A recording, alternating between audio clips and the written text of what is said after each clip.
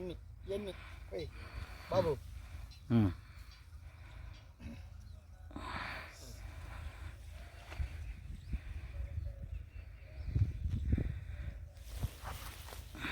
ఇంక రావాలి స్టెప్పులు ఇవన్నీ.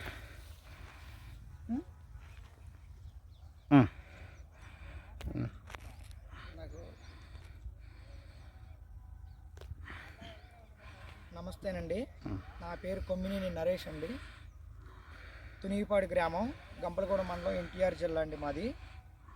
మాకు శ్రీనివాసరావు గారు మాకు నేత్ర కంపెనీ వాళ్ళ నేత్ర సైన్స్ వాళ్ళ సహనా అనే వెరైటీ ఇచ్చారండి.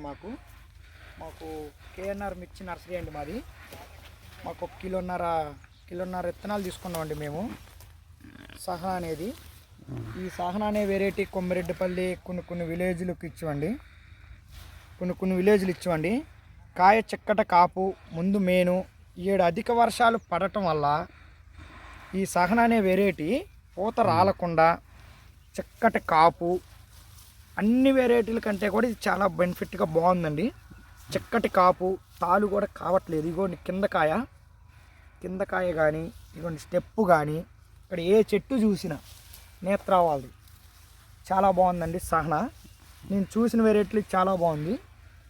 శ్రీనివాసరావు గారు అప్పటికి కొత్త వెరైటీ వద్దులేండి అంటే మాకు వద్దన్నా కానీ నేత్ర వాళ్ళది సహనా నరేష్, నీ నర్సరీకి మంచి పేరు వచ్చింది, బాగుంటుంది నరేష్ అని చెప్పారండి శ్రీనివాసరావు గారు.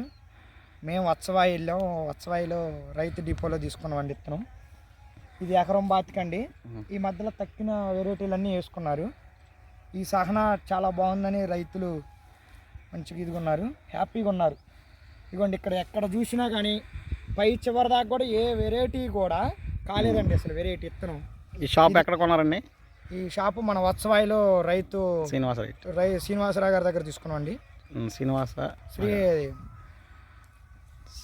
మన వత్సవాయిలో శ్రీనివాస రైతు డిపోలో తీసుకున్నామండి. మన శ్రీనివాసరావు గారు అసలు మేము కొత్త వెరైటీ అనుకున్నాంలే కానీ చాలా మంచి వెరైటీ ఇచ్చారండి మాకు సహనా. ఇది నల్లికి కూడా తట్టుకొని, ముందు మేను బబ్బర్ రాలేదండి, బబ్బర్గా తట్టుకుంది. ముందు మేను 7 వర్షాల వల్ల పూతలు కానీ అన్నీ పండుపోతలే రాలినాయండి. మేను 7 అధిక వర్షాల వల్ల ఎందుకో ఇది చాలా బాగుంది. చిక్కట కాపు, ఎకరానికి 25 నుంచి 30 క్వింటాలు ఈజీగా దిగుబడి వచ్చింది అనుకుంటున్నాను. ఓకే.